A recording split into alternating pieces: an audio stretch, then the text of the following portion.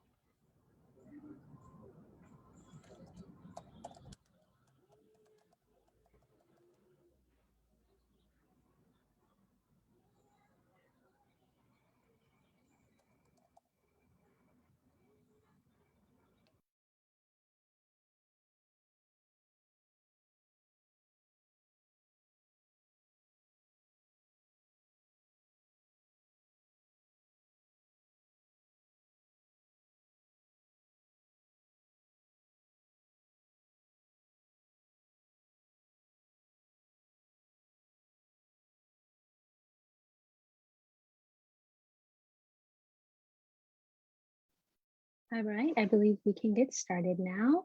Hello, everyone, and welcome to this panel. My name is Adezin Balaja. My pronouns are she, her, and I am the VP Campaigns and Advocacy at the York Federation of Students.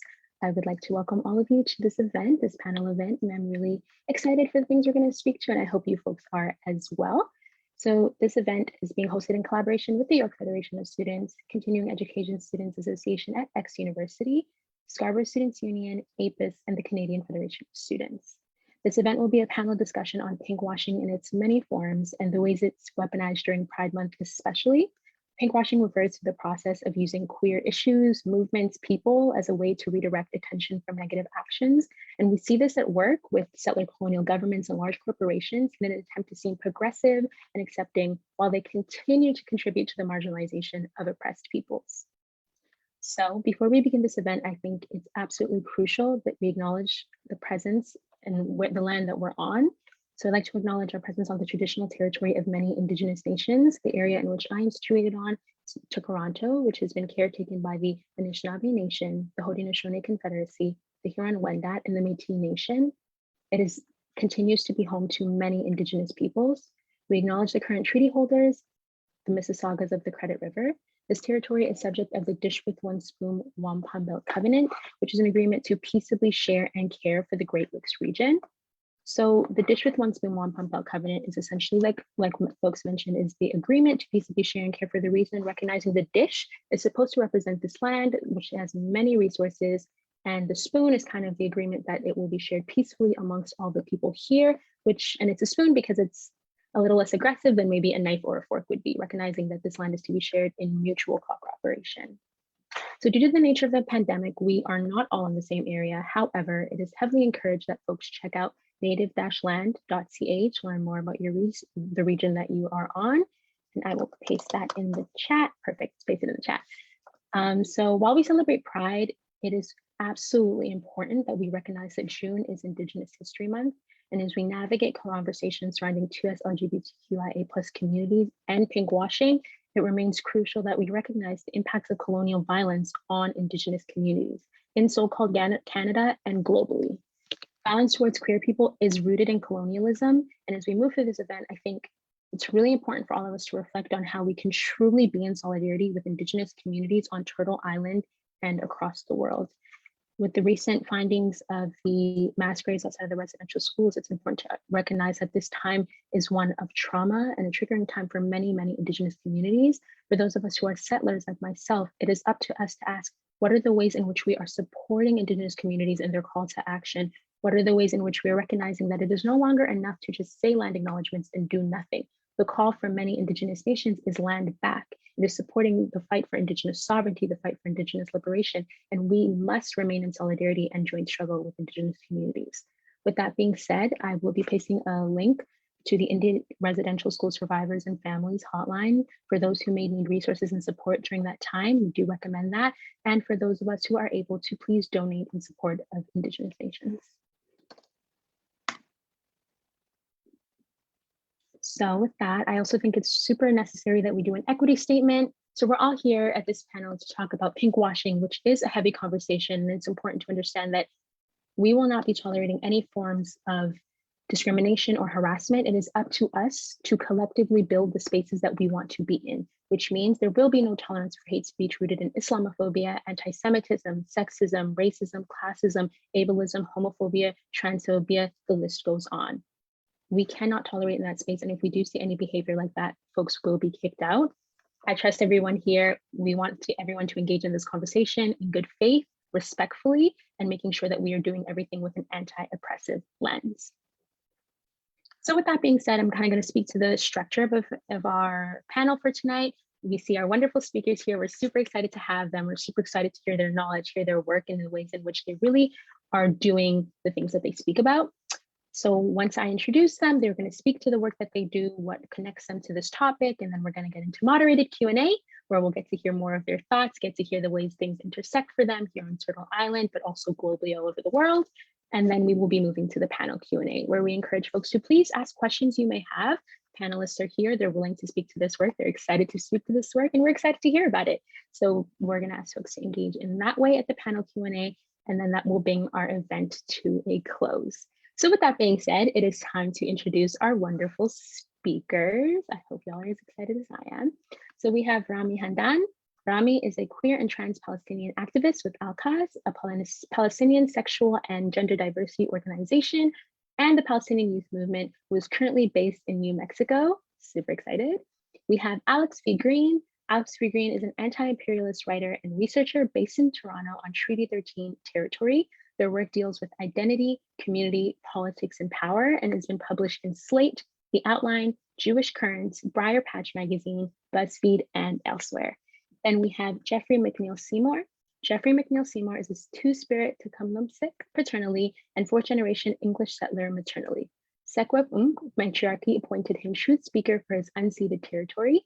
Jeffrey is an assistant professor of the School of Social Work at University X, so formerly Ryerson University in Toronto, which the name folks from Indigenous communities at X University are calling for people to use X University as opposed to Ryerson, because Ryerson University is named after the architect of the Canadian residential school system.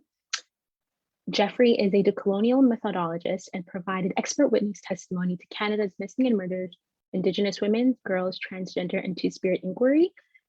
Jeffrey inextricably links land and water defense and restoration as the Academy's ethical duty to produce morally courageous pedagogy, praxis, and humans. Jeffrey joins us today post-chemo and radiation therapy while on medical leave, and is from the community where 215 bodies of children were found. So these are our speakers, and I will pass it off to Rami to speak to themselves and why they're here. Thanks so much. Thank you for having me. I really appreciate it. As mentioned, my name is Rami Hamdan. I do use they and them. And I am based in New Mexico, Tiwa territory.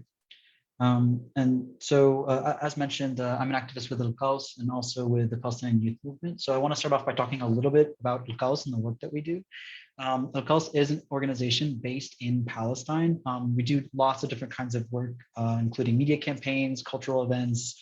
We create lots of resources for counselors, teachers, families, and we also provide an emergency support hotline for queers living in Palestine to actually call in and access these types of resources or any sort of emotional support or counseling. And really all the work that we do is done with the intention of promoting gender and sexual diversity within Palestinian society.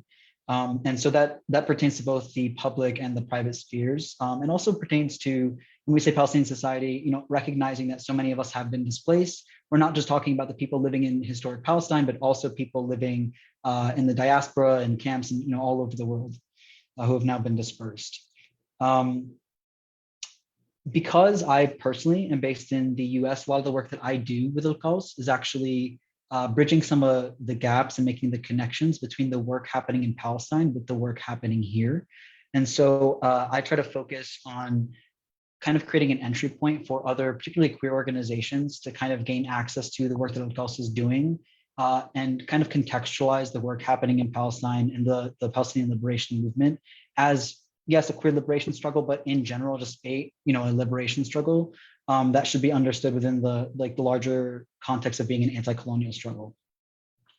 To that effect, in 2019, we actually created a fellowship, in case folks are interested in looking that up, a fellowship that actually connects, and we select Palestinian activists in the diaspora typically to kind of engage with the work happening back home to, again, bridge those connections. So the reason that we feel that that's important is because a lot of folks, particularly queer Palestinians, find themselves just based on their own disposition or their own lived experience kind of disconnected from the land and from Palestinian culture and society. And so we try to actively engage with queers within the diaspora to help create a space and help people find their voice and find their way and their path to come back to Palestine and actually engage with Palestinian society.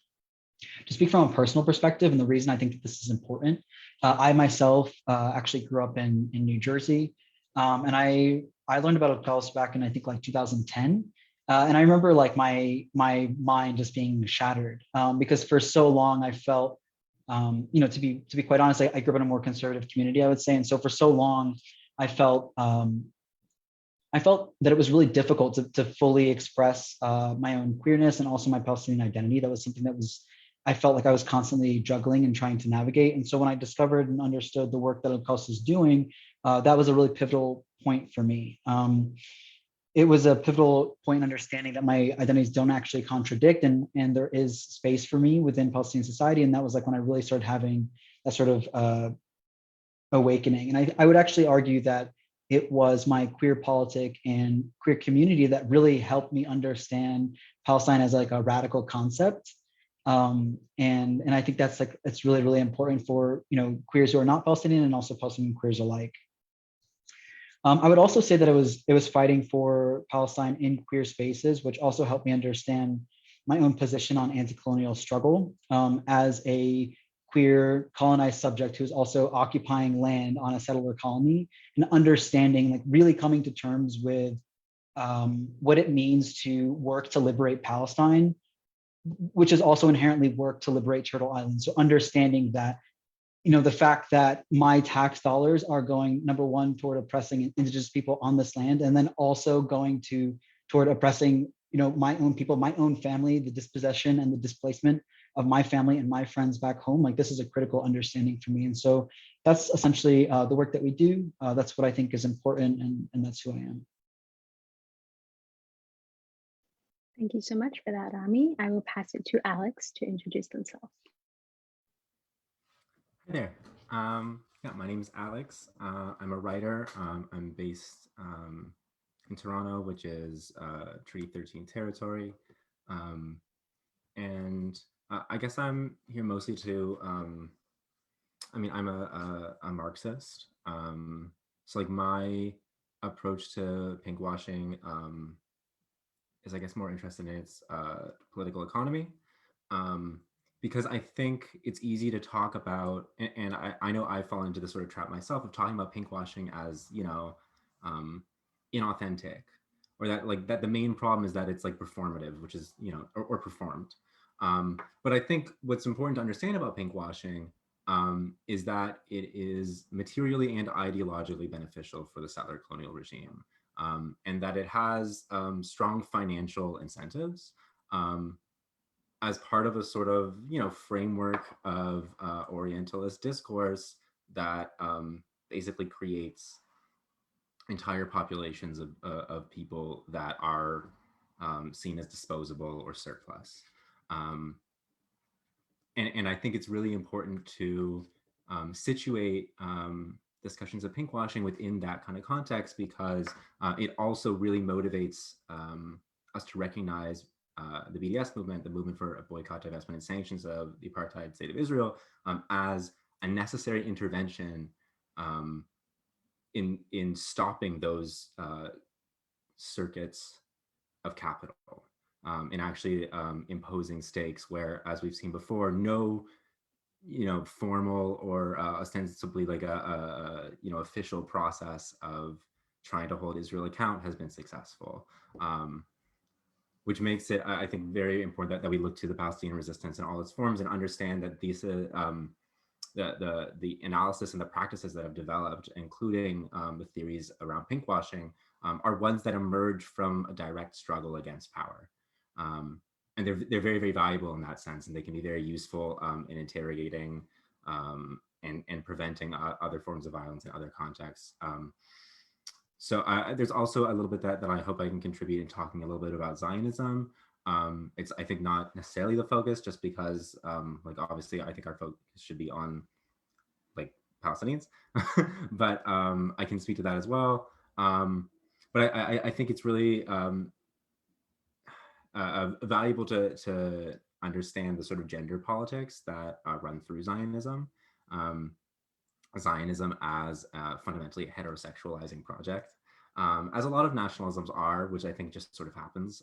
There's a lot of scholarship on it. I'm not really going to get into it necessarily now, but I think it's important to realize that Zionism in particular comes from an imperialist Western European context. It emerges at the time of like scrambling for Africa, really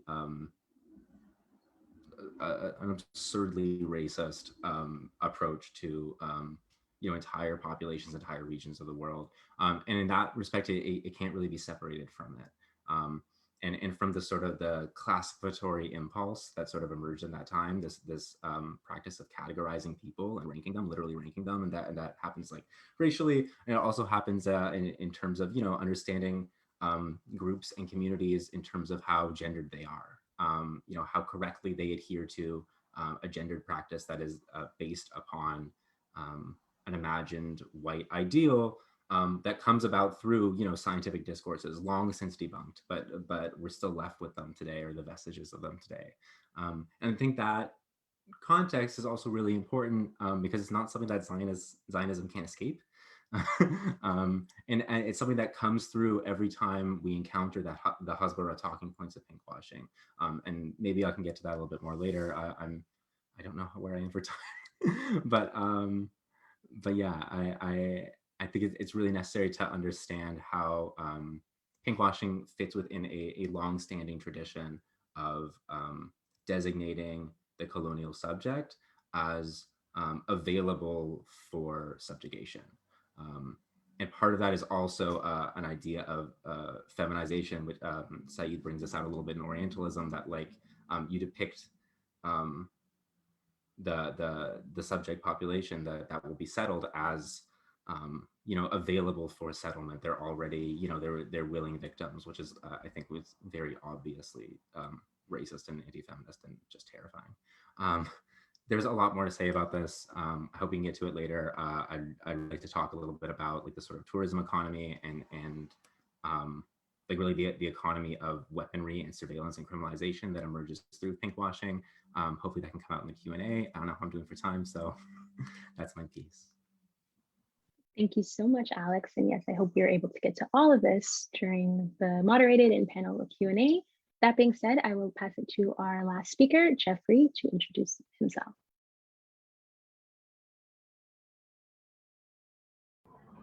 Waisha Mrawan Squest. My name is Jeffrey McNeil Seymour. As you know, I'm Tikam Lipsum. I'm in Vancouver right now, where I have finished my treatment here for adrenocarcinoma. Look it up, we can all Google. I'm not really going to go into the definitions of pinkwashing per se right now. I think that, we all know how to Google. I think that was like my hugest takeaway from my grad studies at U of T when I was using the Boolean system to do some research. And then I was just like, I went in after doing 6 hours and I was like, okay, I couldn't find what you're looking for to my research supervisor. And then they simply were just like, did you Google it? And it was like the most valuable piece of information I got from the whole experience. So I just posit that for all of you. Don't go to grad school, just Google it, okay? Kidding.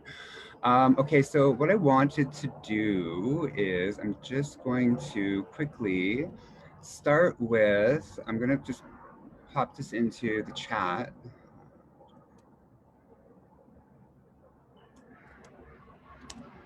So thinking about pinkwashing, so what I put, an article that came out, I think 2 days ago, about a Two-Spirit chief for Serpent River First Nation. And so I think I'd just like to get us to think through that moment. Goddamn skateboarders.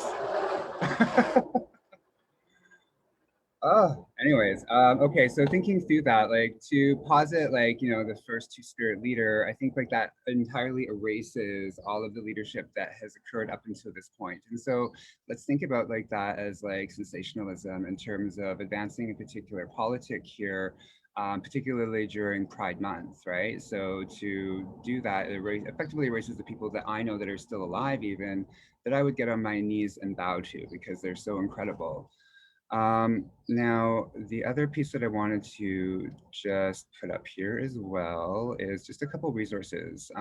So I am going to be making reference to these things, so it's important that I do this. So here are from Chatelaine magazine, Keeping It Canadiana. Some recommendations from the inquiry. Then I also am going to post the calls to action as well. I'm surprised as a professor that every year, how many of my students actively have never engaged with this document. And so I just want to post that there because, this just may not be on your radar. Our sites of resistance are in entirely different spaces and places. And we just need to take that opportunity to find the confluence between that. And so speaking of confluence, Rami, I wanted to share this with you. I've been working on on Action Sue, a group called Violence No More. And so here we are. Yes, queer and decolonization, the Two-Spirit resistance across borders from Turtle Island to Palestine. So we did this work back in January 27th of 2019. It was a panel discussion with Dr. Alex Wilson, myself, Teddy Siret, May Allah, and Ahmed Wasweda at Toronto Council Fire Native Center. So I'm also going to post the audio to that for everyone's FYI. For later, okay? So what I prepared for today is I wanted to just re-perform a speech that I gave last fall when the call came out from Idle No More for Days of Action, when the violence was occurring not only in Mi'kmaq territory, but at home in Mississauga as they were preparing to dig the Trans Mountain Pipeline under my Secwepemc-Metqua, our Secwepemc River, which is now known as the Thompson River. And so since it's Pride Month, I'm going to just kind of start out at the spot where I think is best. Okay, where did it? All right. So just bear with me. If I might go a little bit over, guys, I'm going to do my best to form this up. So last fall, I went home and I did a fast out on the land, where right now they are attempting to drill under my Secwepemcatqua at the Thompson River. I stayed out there for 4 days and nights, and it was beautiful. I had never humbled myself in that way out on the land. And it got cold. It got cold, but I knew at midday it would be roasting hot again. Interlopers, as my media announcement had gone out, came and looky-loos, all wanting to take a peek at me and what I was doing with my tobacco ties all around me as my altar. I was at the nude beach in Kamloops, but I want to say, be careful what you think, because for a split second, when the two hot daddies were there, my mind drifted, and I was just like, no, no, no, come back, come back, come back. Oh my gosh, because yeah. When I picked up my philosophy of symbiosis book, I was reading, and I read it like it was holy doctrine, doing my best to distract myself and perform stoically and not lustfully. 45 police officers came for me to make sure that my prayer wasn't violent. Indeed, they should tremble before my prayers because they are fierce. They are deadly. My prayers help me to help you all remember that we are love.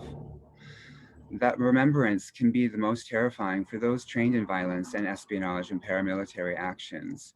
A fierce two-spirit elder in training and convoke some motherfuckers under and over the tables and read them to death, just holding an eagle feather, praying at the nude beach and men's cruising area in Kamloops where the pipeline is going through. Not a one of those men having sex with men have joined me.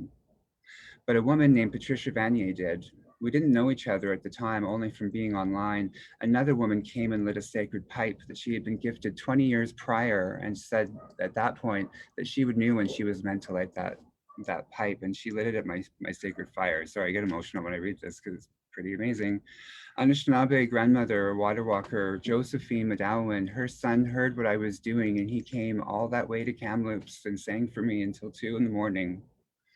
So I did this fast because it was my way of looking after my spiritual health. My Secwepemc relatives came in her bear regalia and danced for me. Miranda, Gua, Henry, David, and the family came and looked after me. Only my baby sister and my mom came for me. This walk of the warrior is tough, it is hard, it is scary, but it is sacred and it is beautiful. But be careful because they come for you when you do this work. Being a warrior isn't about war. It isn't about fighting or killing. Being a warrior is absolutely about the loving protection of life, of all of creation. Being a warrior is about telling the truth, even if it comes at your own detriment or risk of your own life, your livelihood, your status, your work, your convenience, and your comfort. It means putting everything on the line so that life can keep on keeping on. Being a warrior means walking softly. It means leaving no trace, to be humble, to serve your community of humanity, and to be a warrior means that nobody gets left behind. To the Norms, Daves, Brittany's, and Karens who just want to get back to normal, fuck you. Your normal is silence, and when I exist there in Normal Town, population white and token, aka the ethnic food you so enjoy to tantalize your taste buds, when really your multicultural smorgasbord is just an hors d'oeuvre, as you lasciviously and salaciously lick your lips at my body, our bodies, salivating for the main course of our Indigenous children in their orange shirts. I cannot take mine off, so fuck you for your photo ops of reconciliation and action, salivating for the main course of our fishers, hunters, food and medicine gatherers, the land and water defenders, the homeless, missing and murdered boys, girls, trans and two-spirit people, our boys, our men, my Afro-Indigenous, Afro-Black, Latinx, Muslim too, and the list of our brown bodies goes on. You see, the hetero-homo-normalcy of settler colonialisms are a pharmacopoeia whose Prozac-colored glasses invisibilizes the very real and very present dystopic landscapes of the happening now, Indigenous apocalypse. It sees me go to over 13 funerals in 3 years, and some of you haven't even been to one. Your normal sees my family thrown in jail for disrupting the economic agenda of Canada. Your rule of law allowed that to happen, not my natural Secwepemc one. Prime Minister Harper saw that happen in his omnibus bill that marks anyone found to be obstructing the all-haloed economy personified as having more rights than my own living body. The only real terrorist from my perspective then becomes the silent settler body when calls for our bodies to be used as bait occur. And that happened last year with the Micmac protests that were happening. Or when there are calls for reinstating residential schools because settlers think they were good for us, and that call came during last fall's calls to action. When calls for ethnic cleansing occur in this place called Canada, you settler allies and so-called accomplices better take to the fucking streets. Consider last weekend and this weekend's rally your jumping off point to organize because I'm done. It's time for new blood. Let me reframe terrorism for you. It's living in a country where you're sat at the table of your peers as the new Indigenous hire, and at each faculty meeting or university table and council committee of leadership where you're introduced as the Indigenous hire and expected to perform. Say thanks for hiring me, get told to keep your mouth shut until you achieve tenure. Terrorism is being seated at the faculty table waiting for a non-Indigenous colleague to offer what we have a moral duty to uphold, our school's commitment to social justice, and pen a letter to offer support to Wet'suwet'en or to Micmac or to Sekwakumkulu or to any of the other communities that have now found bodies. 752 yesterday. Indigenous, okay, I'm not going to say that part. Terrorism is losing your father to the residential school system of Canada because 60 is too young to die. Terrorism is losing your two-spirit brother to taking his own life 3 years ago because we know that two-spirit people are the most at risk of colonialism. Terrorism is the Western medical system. I'm not going to say this piece here. How fucked is it that we only remember the dead and not the living? When every passing year comes the creation of more and more distance from settler now and then's distance, and for the intents and purposes of today's talk of pinkwashing, conveniently comforts the uncomfortable feelings of an ugly colonial past and present that I guess must somehow also soothe settler complicity. How blind. Settler colonialism is a trickster. It is young. It is wise. It morphs and shapeshifts into something new daily and always is on the move. It is constant. Complicity is a privilege. Complicity, and in this point, pinkwashing is a colonial technology. Sorry, guys. The colonial technology of complicity, pinkwashing, allows for you to ask me, but what can I do? While at the same time, the police inaction of holding violent settlers to account when settlers burn lobster traps or destroy literal mounds of generations of lobsters to die, all that life dies because of complicity. Do not let these moments pass us by. Do not let their lives be in vain. Silence and inaction equals just as responsible as those police, those bad apples of the old boys club for death. I'm now reminiscent of the buffalo skulls of the Great Plains. Privilege is just hollowly doing land acknowledgements and not being able to name your relationships to the land, water, and people of the territory you reside in. Privilege is also the ability to choose not to take up any of the recommendations from the TRC or the inquiry. In social work, we like decolonial anti-oppressive practice as the practice lens du jour, but we are never truly nonviolent. It's oppressive to not learn an Indigenous language and expect others to follow suit. There, I said it. Canada is officially racist. How's that for guilt and shame? Since I brought up my profession, it's crucial to identify the ways in which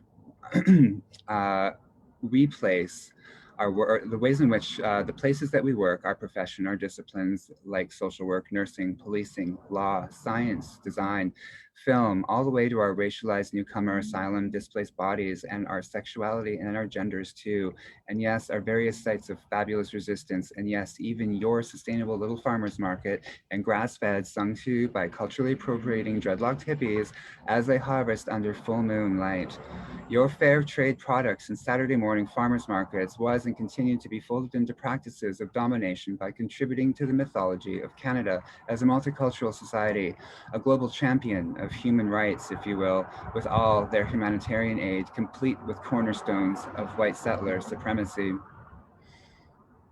I always, so getting back to normal, what a dumb thing to say. I want a normal where nobody is being arrested or having guns pointed at them because their hearts won't let them be anywhere else at that time. And right now, literal and metaphorical guns are being pointed at us natives, us indigenous, from Wet'suwet'en this past January, where my sister friend held only her eagle feather and her ancestral hereditary right to say no as her weapons to my sisters Miranda, Gwa, Kanahusumaya, right now in Sekwepemc, who hold down the front lines as we speak. Other front lines of other Two-Spirit resistance camps also are engaged at this time. So how can I help? Well, for one, I'm tired of this, and I'm tired of coming out and doing this. I've been amplifying my voice as best I can from behind the lectern for the past few years, hosting and organizing solidarity rallies in Kamloops, coming out to support Black Lives Matters Vancouver and the yucky police in uniform with arms. I hosted talking circles with the United Church and had 2 art openings and curated another in Montreal. I was keynote at a Two-Spirit conference all the way from Northern Quebec, and I agreed to take on a professorship at Ryerson University in Toronto after telling Thompson Rivers University to divest from Kinder Morgan because we have no treaty with the province and the feds have and I have ancestral authority to do so. I walked into another shit show at Ryerson School of Social Work. So I'm tired of doing this. And so I thought to myself, self, what are you going to do? Mix it up a little. Do things better, acquire new skills, reinvent, freshen up, color your hair. I know my hair is amazing. So I did things a little differently this year, and I chose to follow my heart, and I chose really to commit to lead with love.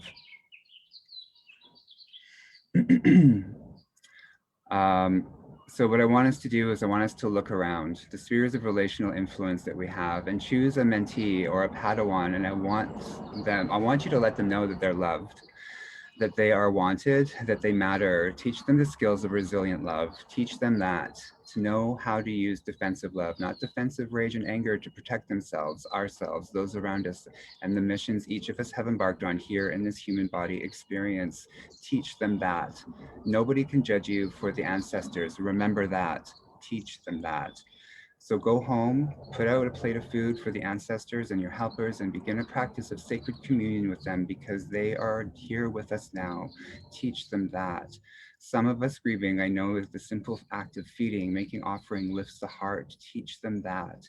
And remain steadfast in your pursuit of the light, for it is knowledge. Teach them that.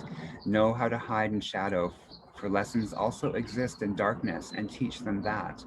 And remain open to the lessons your mentee and Padawans will teach you, no matter how big or small, and remember that. Give thanks, walk softly, walk in beauty, and know that you are loved, know that you are wanted. Teach them that. Remember why you are here and help others when consent is given to do the same. And most importantly, breathe into the hard work of creating confluence and pathways of understanding and relation, even when your most distasteful relationships. The work is hard, but it is rewarding to establish loving boundaries of the harm we won't allow in our lives anymore. And that begins with deep ancestral reflections. Who are you? Where are you from? And why are you here? We must defund the police. I want you to imagine hybridity, imagine symbiosis, and the right for all things to coexist, free from colonial and imperial rule. White is not right, but the light is. Hope, have hope, hope in action for me as the students I teach. Find where you see yours, nurture it, and love it. So to close, I want to say Wakwashteen, I love you all, Kuksjem to the ancestors and the helpers present with us today. Thank you to CESAX and the RCMP interlopers who may or may not be watching right now. I hope my words have hit home with some of you. Have the moral courage to be the officer or the teacher or the student you thought you were going to be, and stand with me, with us. May Creator keep a watchful eye over us all and continue. The only way forward is through. May Creator keep a watchful eye on those on the streets and in the sheets. Okay, so that was it. I know that I went way over, guys, so thank you for offering me that opportunity to share. It was just really well received, and I wanted to just say that much for now, and I hope that all of those complex intersections that come into play with queer settler colonialisms and pinkwashing were kind of taken up there. And at the same time, I also just want us all to just maybe take a minute. So I'll just take a minute. So I'll take a deep breath in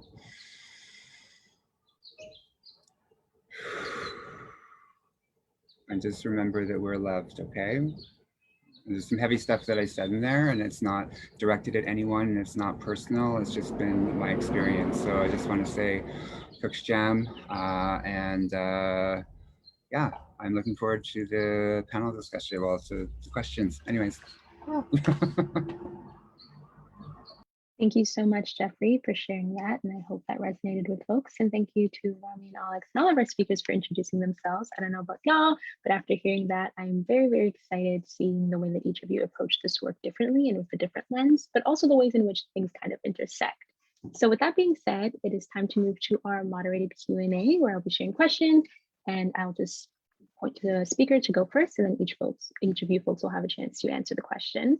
So our first question is, and folks kind of touched on it in the intro, but this is an opportunity to delve into it further, but please speak to the dangers of pinkwashing. What has been your journey in recognizing and navigating the tactics of pinkwashing? And since Rami started last time, I will go with Alex first. Thank you. Yeah, where to begin? Pinkwashing is dangerous in a lot of respects. I think the two things I want to highlight are the tourism economy, and the other is as a tactic to undermine solidarity. The tourism economy, this is something that Jasbir Puar talks about a little bit in Terrace Assemblages, and in other contexts, Maya Mikdashi talks about this a lot too. This operates both like ideologically and financially. Israel makes a ton of money through tourism, like truly absurd to think about. That's especially centered on Tel Aviv, which exists on destroyed remains of 3 ethnically cleansed Palestinian villages. So visiting Tel Aviv, visiting these parts of occupied Palestine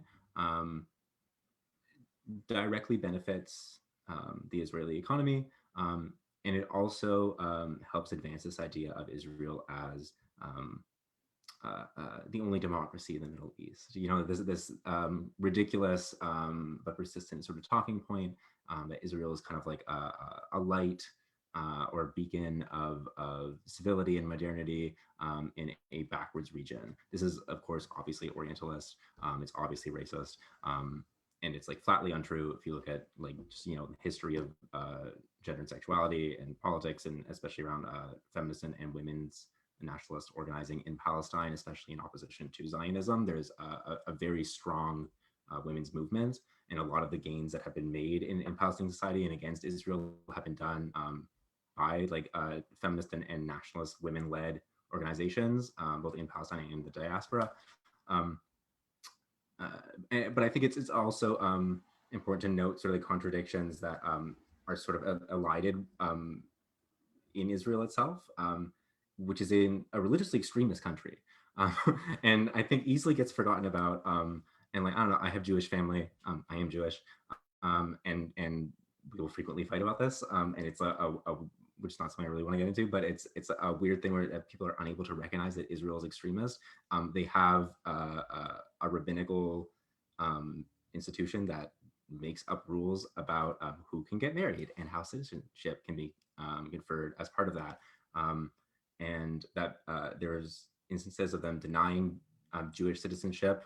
In Israel, nationality and citizenship are connected in that way, or ethnicity and citizenship are connected in that way, to sex workers. And this is through a law that, or a sort of moralized reasoning that is ultimately designed to exclude Black women. I think because of the anti-Black violence and the anti-immigration violence that goes into the Israeli settler economy and or settler colony, Black women, especially Black migrant women in Israel, are completely socially unsupported. So there's a lot of instances of people having to turn to survival sex work, and that actually ends up working against their ability to access citizenship. There's also laws against 1 minute. Okay. There's also laws, basically anti-miscegenation laws, which is characteristic of apartheid. There, I can go on, and I clearly already have. So participating in the tourist economy, especially through pinkwashing, the trip to Tel Aviv, all this like world pride that happens there advances and normalizes the idea that this is a legitimate and democratic practice. And I could tackle this really, really briefly. I have like 30 seconds maybe. There's dozens of Hasbara talking points that come up. This even happened while Gaza was under attack and while the resistance was pushing back. I was seeing people on Twitter were talking about, oh, like Tel Aviv is this beacon of queer light and liberation. It's nonsense. But notice how these things always come up when the Palestinian resistance defends itself. These are tactics. And I wish I could say more about this, but it's a good thing to note and intervene in where you can. Thank you so much, Alex. I think it's really important that you brought up how like it's used as a tactic and a tool. Like I know for myself, I also saw those tweets talking about how are you not standing with Israel when it's the best for queer people and it's the best for women, when we in reality know that's not true, because how can you be the best when you're oppressing Palestinian queer people and Palestinian women? So I think you brought up really good points with that. And I will pass it to Rami to speak to the question. Great, thank you. And thank you both, by the way, for your introductions as well. I think the fundamental points around pinkwashing, trying to position Israel as, the safe haven for queer people in the region and basically a gay refuge, and including for Palestinian people allegedly. It's predicated in the idea that Palestinians inherently are homophobic, are against queer people, and are against trans people, which I think one of the most harmful points being made there is that Palestinian society as a whole is a monolith, meaning that there's a single way that our communities are actually handling, queer members of our society, which is not true. And that's not true in many cases. And this is just one simple example. To speak a little bit to, and I think somebody had actually posted the question, to speak a little bit to like how queer and trans people are accepted within Palestinian society. There's not a single answer to this question. In some cases, in some families, in some villages, you'll find people are perfectly accepted and welcome among their community. In some cases, they're not, and that's true for all societies. Like this is not unique to Palestine or anyone else. And so to try to use any sort of argument that Palestinians are inherently, have an issue with queer and trans people, of course, is rooted in Islamophobia and many other things. And even if we were to like take a moment and imagine that were the case, which it's not, the idea that somehow justifies the ethnic cleansing of Palestinian people, the dispossession of Palestinian people, and the murder and displacement of Palestinian people, it's absolutely absurd. And I think thankfully now people are finally realizing that. In terms of my own journey and understanding the dangers of pinkwashing, I would say, like, speaking from a personal perspective, once I started to hear these sorts of arguments as a younger person, it didn't sound very different to me than other media strategies and other propaganda that the Israeli state tries to disseminate in order to convince and essentially like brainwash people, I think, in order to comply with the racist and terroristic policies of the Israeli state. It's no different from greenwashing. It's no different from them claiming that they are the most moral army, and no different from them talking about how they can wear vegan boots because they love animal rights. It's no different from them claiming that they made the desert bloom and it was an empty land, that they have like since created like all this like beautiful foliage and whatever they want to try to claim. These are all Zionist strategies and propaganda. So fundamentally, I guess I would just say that number one, it's harmful to Palestinians as a whole because it's trying to claim that we have a single take on queerness, which is ridiculous. And again, justifies the murder and dispossession of Palestinian people. Thank you so much for your response, Rami. I think it's really important that you brought up that, like, it's with every nation, queer people and their responses, that it varies everywhere. So why is it that when it comes to Palestine and conversations around Israel, it's painted as one version? And I think that falls under the tactics used. So thank you both for answering. I will now pass it over to Jeffrey to answer the question. Well, I think that I don't really have a lot to add to that. Back in 2012, I think it was World Pride, I was on a panel that was speaking to queer settler colonialism and pinkwashing then. And so the group in Toronto, and I'm totally gapping out on the name right now, I'm so sorry, but they'd had some stickers that were placed on seats that said, there's nothing sexy about cruising and fucking in an apartheid state. And to which, while I was on the microphone, I was sitting there just really giving it a good look and thinking about it. And I was all like, well, there's also nothing sexy about cruising and fucking in a settler colonial state.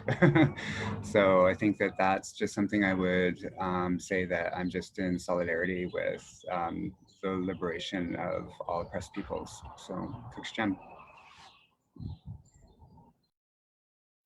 Thank you for that, Jeffrey. I would definitely agree. There's nothing sexy about cruising or doing anything else in apartheid or settler colonial states. And thank you all for answering that question. I think we can now move to our other question, which is, how do you understand and define homonationalism? Jeffrey, I realize you just went, but would you like to go first?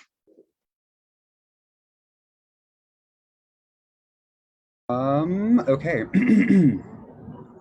So I think like right off the bat, like homonationalism. So nationalism is like an invested, is an investment in the operations of, you know, obviously the economic agenda of the country. And I think that my piece spoke to that in terms of, oh, there's a hummingbird.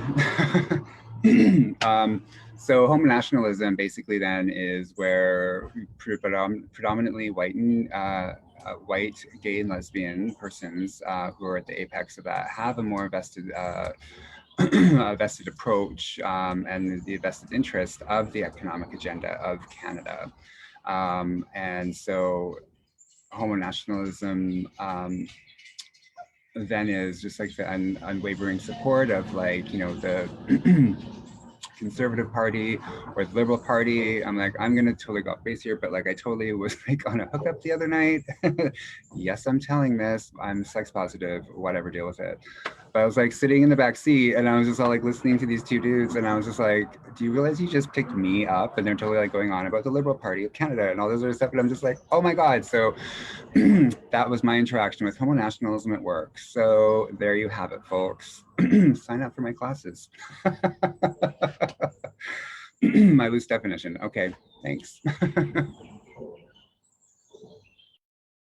Thank you so much, Jeffrey. I just would like to add that this is definitely a sex positive space, so go for it.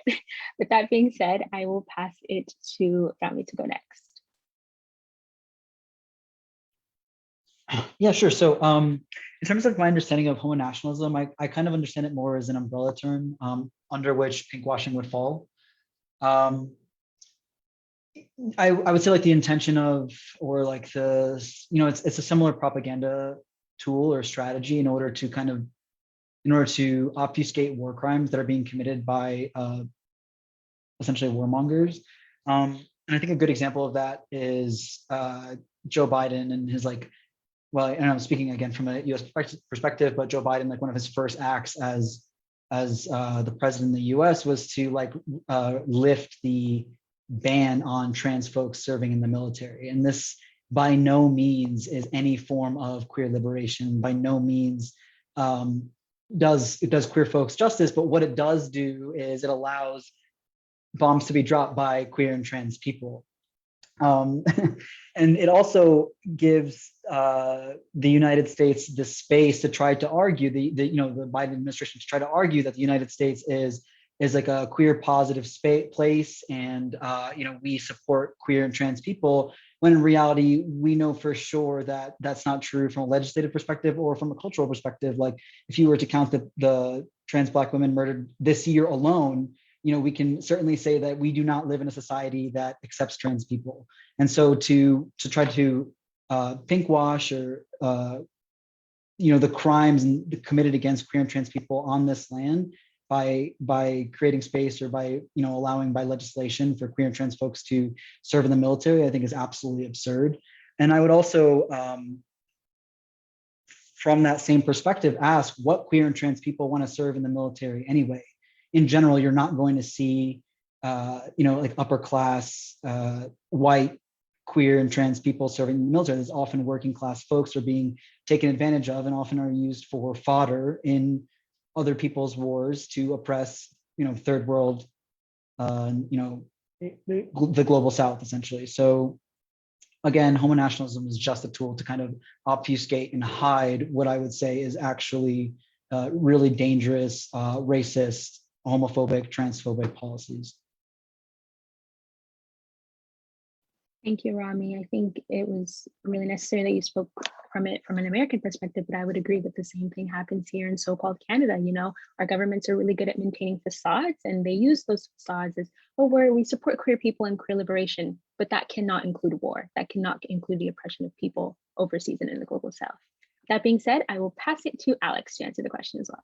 Hi, I like this question a lot. Homo nationalism was coined by Jasbir Puar, who I've now mentioned, I think 3 times. So clearly I'm obsessed. I saw her do a book talk once where she sort of, she was talking about the right to maim, and then someone asked a question about homo nationalism, and she like sort of let out this deep sigh, because I think she sort of had to grapple with that term over and over. So there's actually an article that she wrote in 2013 that was sort of about homo nationalism and clarifying a definition. And I think it was a really important takeaway there is that homo nationalism is not simply a synonym for gay racism or another way to mark how gay and lesbian identities became available to conservative political imaginaries. And nor is it a way of distinguishing good queers from bad queers or a position, but it's a facet of the sort of shift of the entrance of some homosexual bodies as worthy of protection by nation states, and sort of with that constitutively, the placement of others as unworthy of protection, remembrance, care, or life. And this was like, that was me paraphrasing from the thing in front of me. You can Google Rethinking Homo Nationalism, Jasbir Puar, if you're interested. And so I think as part of that, you know, I can speak as, I hate doing this, as a trans woman, that I think we can also see similar patterns of this sort of racialized colonial designation of who is and is not deserving of life or a certain quality of life in other sort of things that are connected to it, not just, though significantly, the military, but also that you know, the privatization of healthcare and especially of transgender surgeries. And we can think about that also a step further in like the privatization of vaccinations.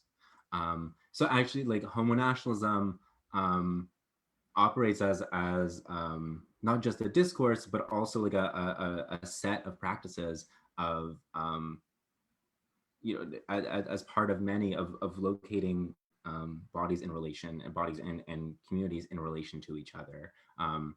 And if I would push back just a little bit on the other point about the military, is that I think there's a lot of evidence that though it is definitely true that Black and brown people are placed as cannon fodder and they're overwhelmingly recruited in that way, a lot of the decision making in military, and including some very high profile trans veterans, are upper class, upper middle class, and white.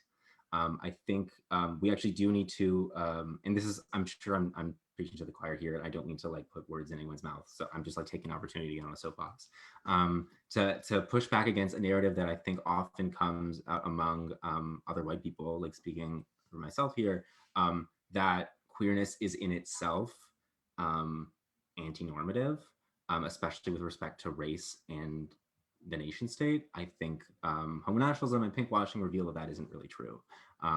That to assume that there is more in common between like Israeli queers and Palestinian queers on the basis of, or Canadian queers and Indigenous queers, Canadian queers and Palestinian queers on the basis of a shared sexual identity buys into the logic that racial and colonial identity and colonial subjectivity can be sublimated to sexuality, which I think, as both the other speakers have pointed out, is not true, as Jeffrey pointed out, like by talking about like, no, there's nothing sexy about like cruising here.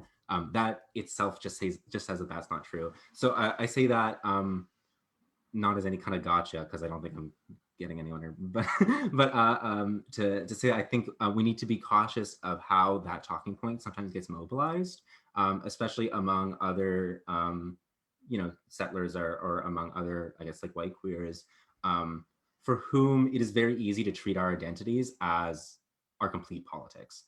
Like, no, we got to do the readings. I think Janai Khan said this on, it was like a Twitter space or some Zoom call with Mohammed Al-Kurd, that there was identity can be our entry point to movements, but it shouldn't be our exit point. And there's it's very important, I think, in understanding like homonationalism that our relation to the state doesn't just end because we decided it does.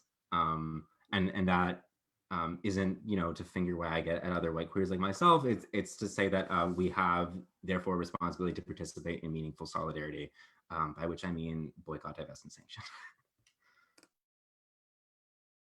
Thank you so much for that, Alex. I think it's really important how you brought up that like our identity should be our entry point, but not our exit point. It's important for us to engage in the work and to engage in the politics and do the readings. I like that. So thank you to all of you for answering the question. And we'll now move to our next question, which, what are effective strategies of resistance to counter pinkwashing rhetoric? Rami, would you like to go first? So let's see, effective. Okay, so thinking through effective strategies of countering pinkwashing rhetoric. I think somebody had mentioned it earlier. So just rewinding a bit to the uprisings in May, and speaking from the perspective of the Gauss, when we mobilized a bit, you know, we were posting and we were engaging, we had some events, etc. I mean, aside from that, actually, many folks that are actively organizing back home, obviously, are queer as well. So, and the thing that we kept being met with was that comment around, you know, try to organize Pride in Gaza and see what happens to you, essentially. And we see that all the time. That's like literally one of their talking points.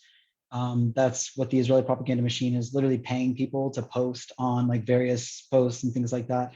And so I think like the most important thing when somebody comes up with that like very clear example of pinkwashing, it's to recenter Palestinian liberation, to recenter the fact that we are occupied people in the conversation. And so what I mean by that is when we're talking about like, okay, go try to organize a pride parade in Gaza, it's like, well, number one, first of all, I wish that I could, but I can't get in actually. And let's not forget the colonial conditions of the Palestinian people living on the land and what that means. Let's not forget the fact that Gaza has been under siege for 14 years and that every single grain of rice that goes into Gaza is controlled. Every single person who goes in and out is controlled. And it's all controlled by Israel. So to try to say that, they're trying to decouple that reality and just focus, you know, again, on this like single talking point to legitimize the actual like murder and desecration of people and land is unacceptable. Yeah, and I think that's like the number one strategy I would focus on in the event when people try to bring up sort of like pinkwashing rhetoric, is to just really continue to focus and centralize like, you know, Palestinian voices and actually contextualize what it means, the fact to be like, you know, occupied people living on occupied land. Thank you so much for that, Rami. I think it's really important that you brought up that, yeah, not to fall into those, like, I would say traps about like, well, go and organize Pride. Well, that's not what we're talking about. We are trying to work in solidarity to free and occupied people. And I think it's really easy to get distracted with that. That being said, I will pass it to Alex to go next. Thank you.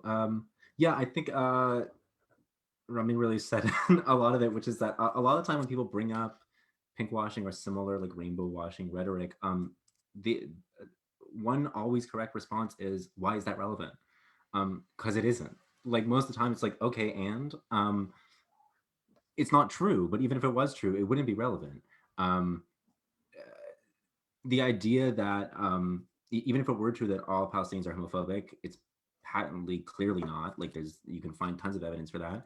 Even if that were true, what gives people in the West, you know, the knowledge and authority over what's inside to decide whether or not people should live or die based on what they perceive to be in their hearts and minds? That contained within that talking point is a deeply colonial Orientalist way of thinking, which is that you know, the Orient is incapable of speaking for itself or governing itself. And that is, to even ask that question is a justification of colonial harm. So I think it can be thrown out, and I think that even is a complete answer. Yeah, and I think another thing that's also really important is which Rami sort of also pointed out, that like look at the whole networks and machinery that goes into silencing Palestinian voices, how Palestinian speech and existence and resistance is so harshly criminalized. And you can understand why it's so valuable to uplift Palestinian voices whenever and wherever possible. These are not opportunities that are afforded to people in the main. And they have the knowledge and perspective and framework to unpack a lot of assumptions, because they've had to do that for years. They're very, very well practiced. So truly uplifting Palestinian voices at every opportunity. Thank you so much for that response, Alex. I definitely agree with you. Just throw the question away. We don't even need to engage with it. And uplifting Palestinian voices and staying in solidarity with them remains 100% absolutely crucial. Jeffrey, I will pass it to you to answer the question. Can you just repeat the question one more time for me? Thanks. Absolutely. So the question is, what are effective strategies of resistance to counter pinkwashing rhetoric? Well, I think that you guys really did a bang up job in terms of, naming the intention and purposes at the beginning of this talk, acknowledging territory and doing all those sorts of things. But I think that the next step of avoiding that pinkwashing rhetoric and to be able to exhibit what that behavior looks like for everyone is what I haven't heard from my co-panelists yet, is the ways in which they're engaged with the lands and waters, as well as with what happened yesterday. How are we taking that up? And I think that's really important so that we can avoid that this opportunity then doesn't become itself pinkwashing, right? So I offered my previous works, doing work with resistance across borders, as a way to express my solidarity to you, Rami. So I'm just curious then, how are we, all of us, sitting here? And I know this is a really putting everyone on the spot here, but I think it's important. I mean, that's the uncomfortable feelings that we feel are the work, right? And so I'm just curious, and it doesn't have to be, maybe there is nothing, but what could we all commit to? And that's for our viewership too, for everyone who's tuned in. What can we all commit to with regards to what's happening now here on the land in Canada? So that's what I'll say. and we can come back to this, or maybe this is something that we can all come back to at a later time. But I just think that that's an important thing for us to really highlight, and to make and define as clear, because yesterday was a pretty hard day for a lot of people here in Canada.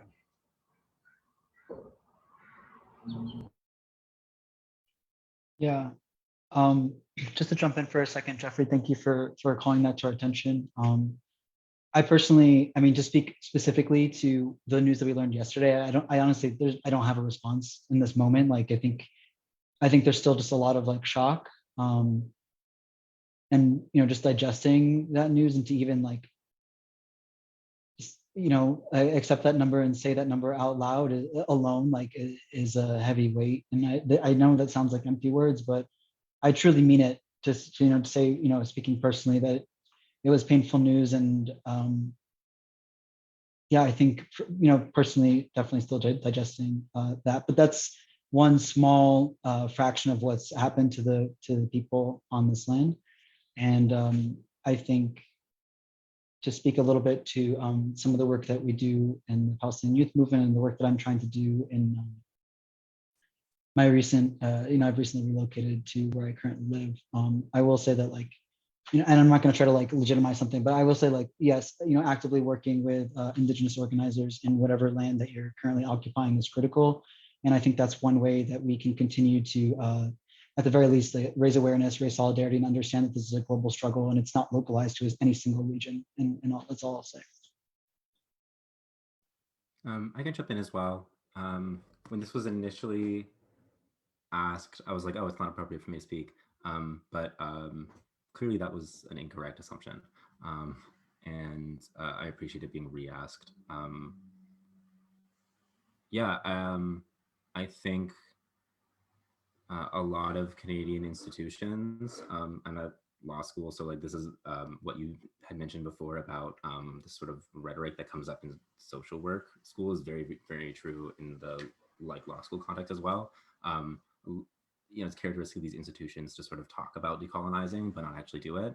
And I think in addition to pushing for the adoption of the recommendations of the Truth and Reconciliation Commission, there's also a clear need for work in like identifying how these institutions are invested in ongoing settler colonialism here and like these land theft projects,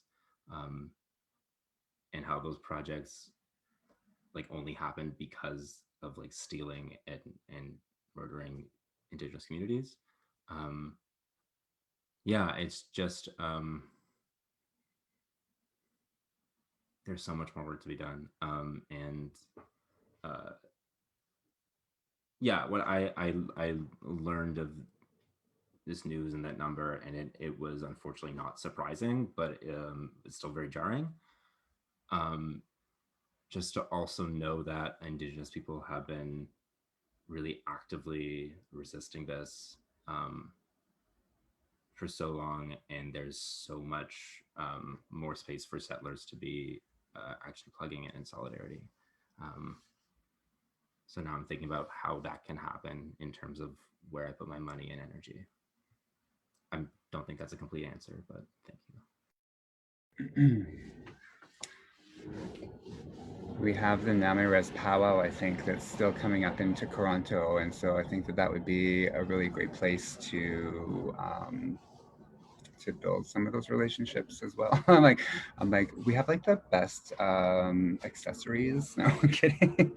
Yeah, I just recognize like the weight of the question, and I don't mean to put everybody on the spot like that, but I just think that it's important that we also think through before we come away here is just like our very actions can be taken up as pinkwashing as well, right? And I just really want to avoid that. So I just hope that in the coming days that we can think through, all of us that have been in attendance here, like what calls to action can we take up, or what of the inquiries, recommendations can we possibly take into the scope of our works? Or again, I said like earlier, like where are the confluences between our works that we can find those solidarities. And you know, there's Indigenous youth movements as well that are really like doing some incredible things. Like when I went down to the Vancouver Art Gallery after the announcement back home in my community, and you know, I'm not at home right now, and so it's been really hard to not be able to grieve collectively with your people. And so when I got down there, there was a group of youth that were holding it down, drumming and singing and doing that important work. So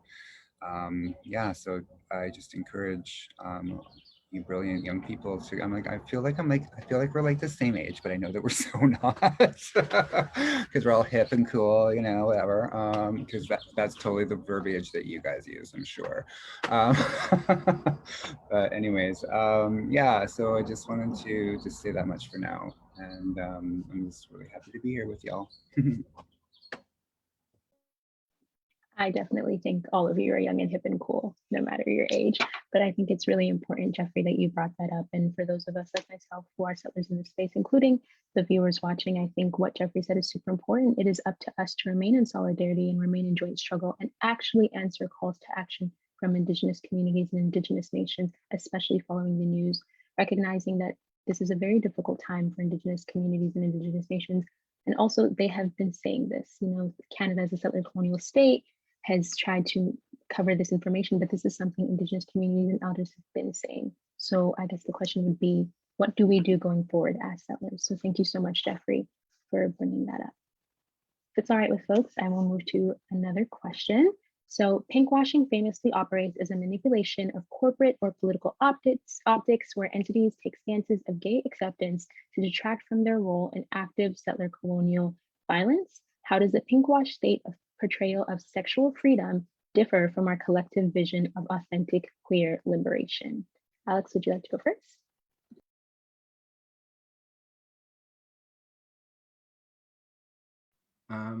Sorry, do you mind repeating? Because just the beginning of the question, I started taking notes and then I got distracted. Do you mind repeating just the beginning of the question?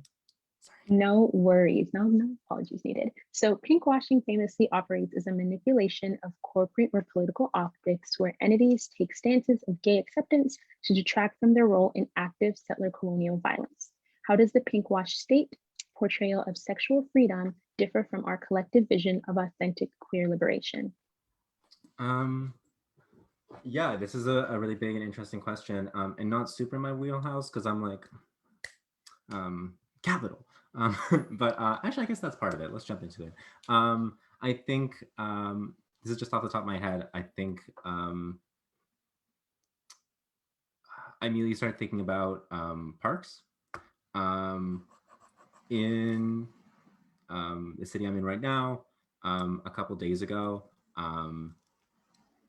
truly dozens of police with like helicopters and private security forcibly evicted unhoused people from Trinity Bellwoods Park. If you like are connected with encampment support network and all these other sort of groups to support unhoused people in the city, a lot of those people are Indigenous, a lot of them are racialized, and a lot of them are queer, a lot of them are trans.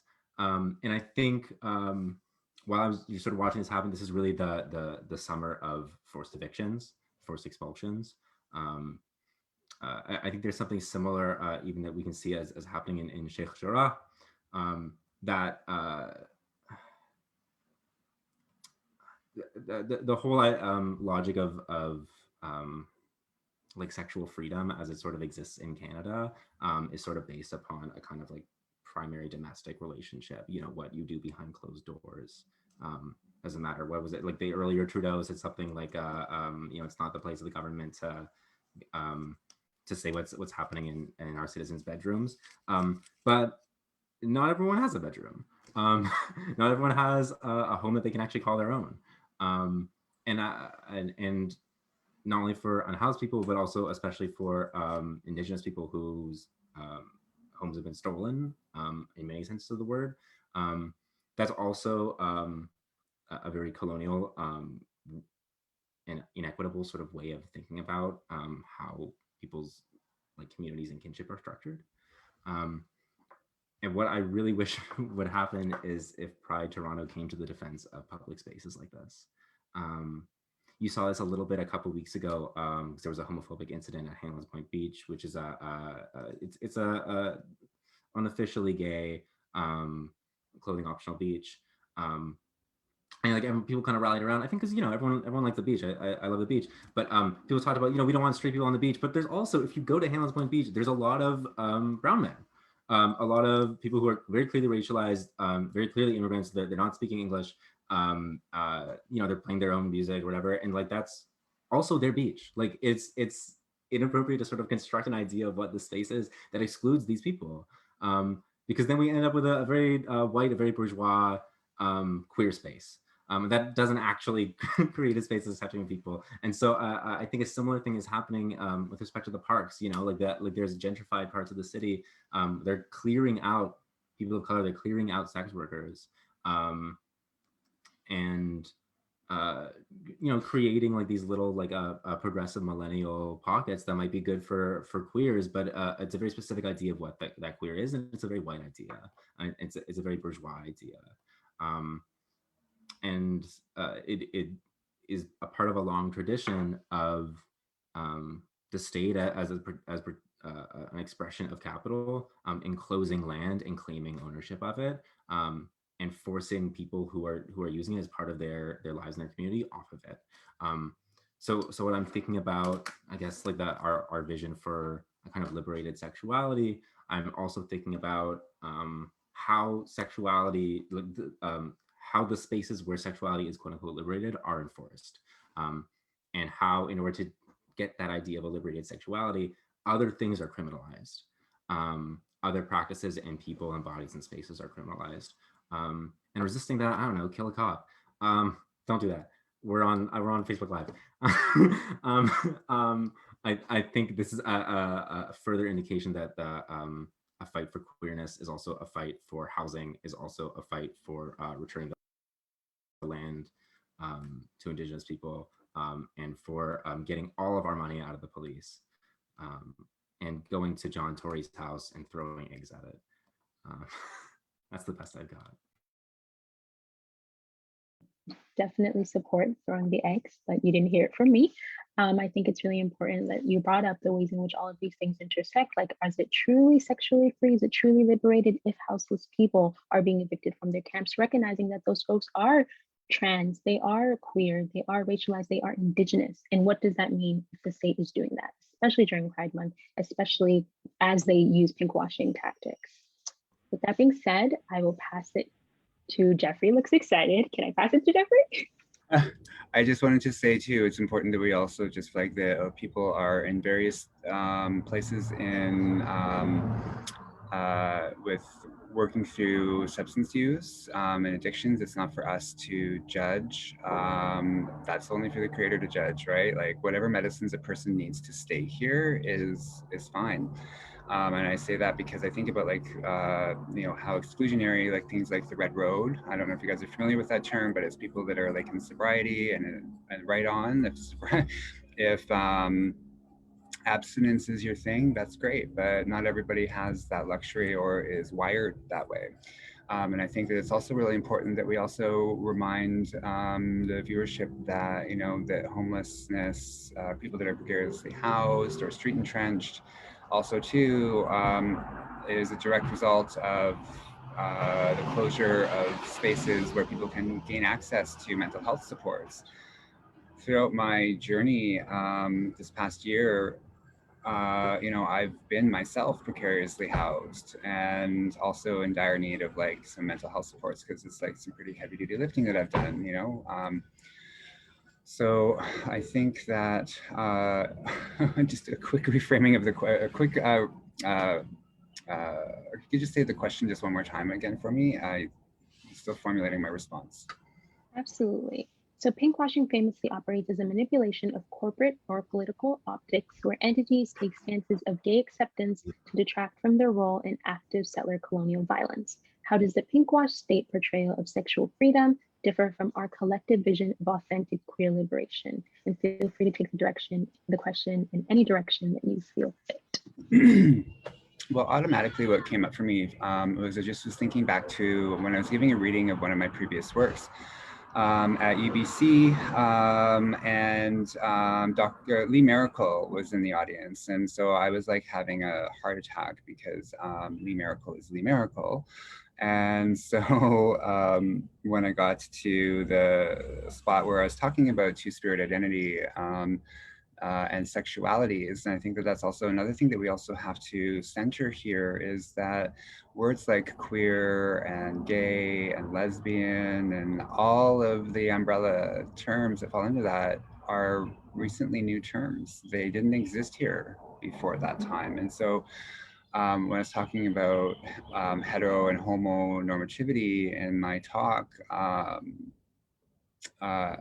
Lee Miracle pipes up, she's all like, there was no gay and there was no straight. There was only human sexuality prior to contact. And it was just like a really defining moment in terms of like, you know, just being able to assert that and to claim that and to unsettle some of these boxes that we continue to place each other in. And I think that those definitely operate, the English language operates as a colonial technology. So we have to be circumspect with its use in the ways in which our resistance languages gets taken up and co-opted by the state, by the institutions in which we operate. You know, like here we have Resurgence operating at Ryerson, and I have no idea, it's not recognizable to me in the ways in which Resurgence is operationalized and the ways in which I see it operationalized on the front lines.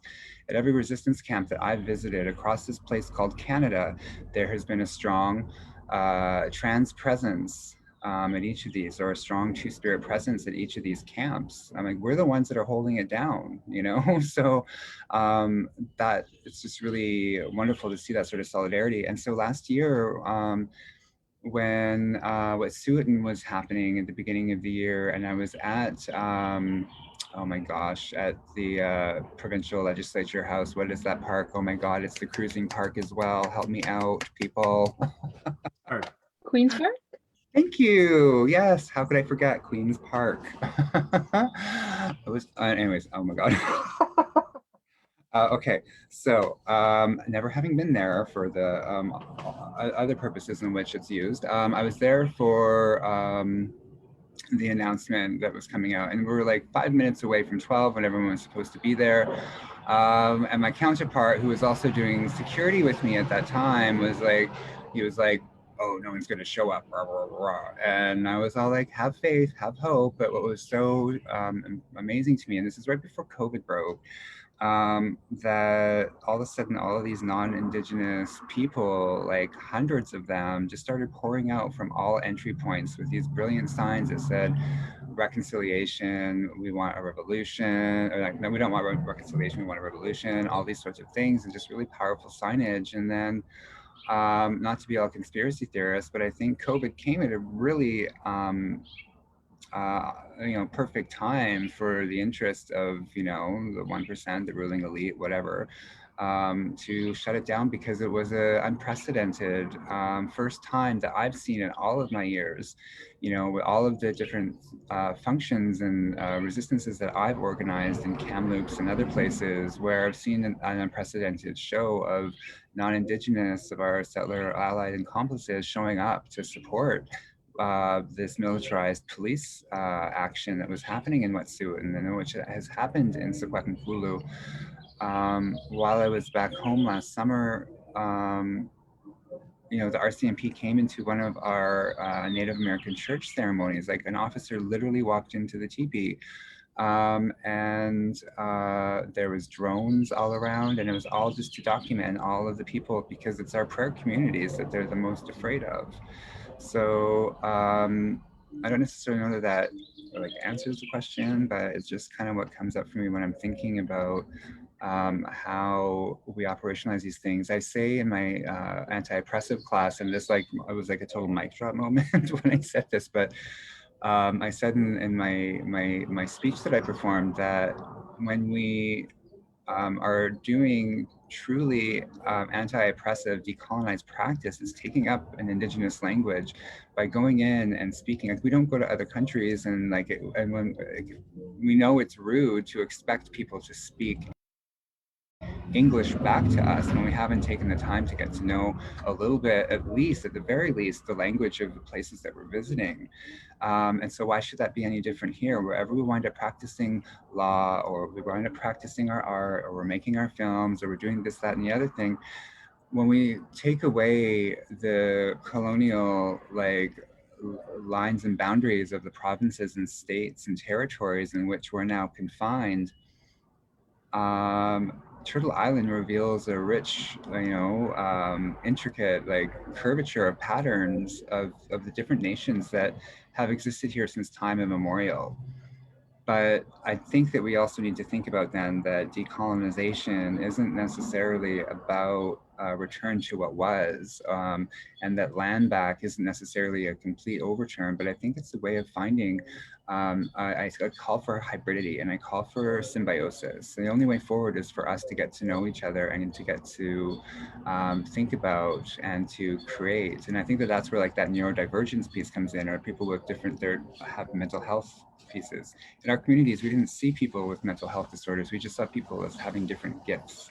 And so there's different songs, there was different ceremonies, or different medicines even that they had to help manage a flare-up, if you will, of symptoms or those sorts of things. So I think about Greta Thunberg and her rise to global fame, and that she celebrated her neurodivergence as a superpower. And I think that that's really super amazing, and that's the way forward for us to nurture those gifts in each other. Our ADHD, fuck yeah, let's do it. All of those things. Anybody that's on a spectrum of anything, we think differently and we do things backwards, and as opposed to the norms. And I think that that's what's really important, and that's why I celebrate my solidarity with queer settler, and within that umbrella term too. It was a hard one for me to accept, because again too, I also think about well, where is it within my own nation's way of understanding my space and place? And it's simply through our sky, which is our laws, and that is protect the land, protect the water, protect the people.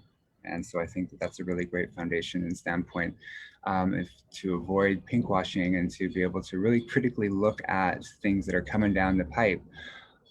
How are they going to harm people? How are they intersecting with the land? How are they intersecting with the water? And is this like, are we finding confluence with the collective vision of our global consciousness as we move forward in this place? So there.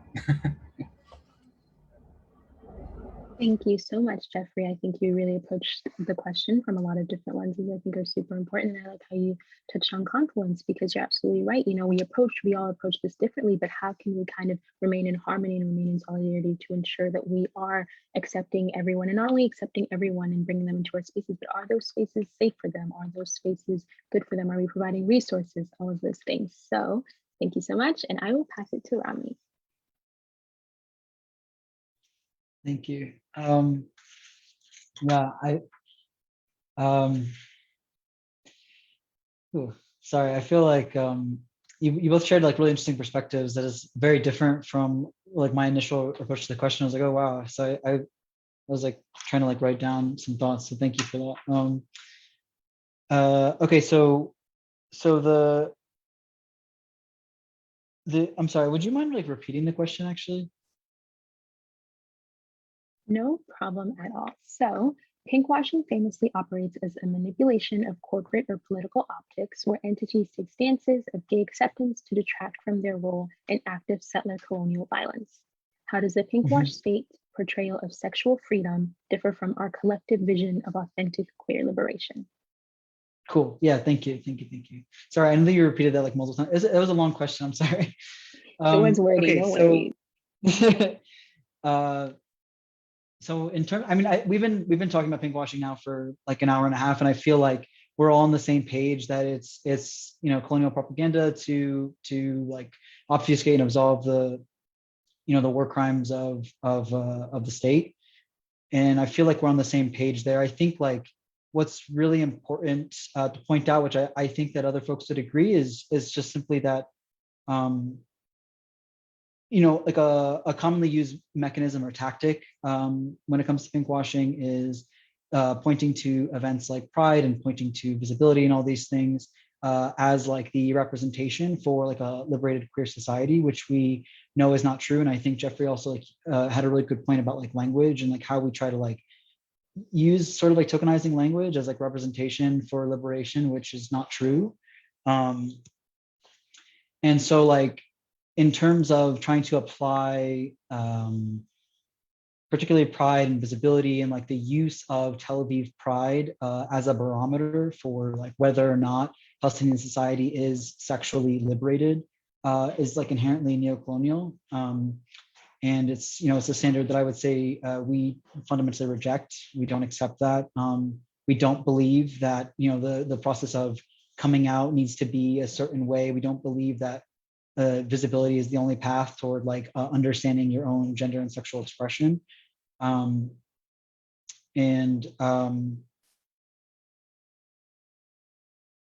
I think that's what I would say. And then in terms of, you know, the inverse of like what my own, you know, philosophy or I guess approach to queerness and queer liberation has a lot less to do with, I would say like, to be honest, I don't think queerness has anything to do with sexuality at all. And I think sexuality or gender are like common expressions of queerness, but in fact, I would say that queerness is more to do with like actively questioning your life and choosing the way that you choose to approach your life. And choosing how you want to identify, and has nothing to do with, I mean, you know, there are plenty of gay white men who identify as queer, and I would argue like, no, that's actually not queer to me. I think it's more of a politic and more of a practice. And in terms of like queer liberation or a liberated society, I think like fundamentally, in my opinion, has more to do with a space that allows people the space and the right to self-determine, like in whatever form. And that's why I so inherently understand my own like queerness and expression to being fundamentally tied to, you know, the liberation of my homeland and Palestinian liberation. Like these things are one and the same. Like if I want to fully express who I am, if this is like, you know, if this is my truth or what have you, like these things are fundamentally intertwined. And I guess to offer the counter to that narrative, like to just offer like more perspective in terms of like why pinkwashing in itself is so violent, is because like in order for Palestinians to actually even consider participating in, let's say, for example, Tel Aviv Pride or like any aspect really of Israeli society, like you have to actually withhold your Palestinianness. Like you cannot be queer and Palestinian at Tel Aviv Pride. Like the act of participating is like, the intention is to actually wash yourself from that identity, which from my perspective, like I see these things as inherently intertwined. So I guess that's my answer. That was a great answer. Thank you so much. I really liked how you touched on like the act of coming out, and how for many cultures or racialized people, or for anyone who's approaching this, maybe not from a Western standpoint, that isn't a thing. Like I know for myself, I'm from Nigeria, coming out, like, why do you want people in your business like that anyways? But so I think it's really important that we're making sure that, you know, things don't look the same way. You know, our vision of authentic queer liberation and sexual freedom will not look like what settler colonial states will not look like what corporations have. And how are we making sure that we're always staying true to that? So I appreciate all of you for answering this question. And we are now moving to our last moderated Q&A question, much to my dismay, because I'm really enjoying hearing you folks speak. But the last question is, what do you do in your work or life, or what can folks listening do in their work and their life to ensure that we are always aligned with authentic queer liberation? I know folks kind of touched on it, but this is your chance. Go in, give us all the tips, and I will start with Jeffrey. I'm not ready. I think that what we can do to authentically engage with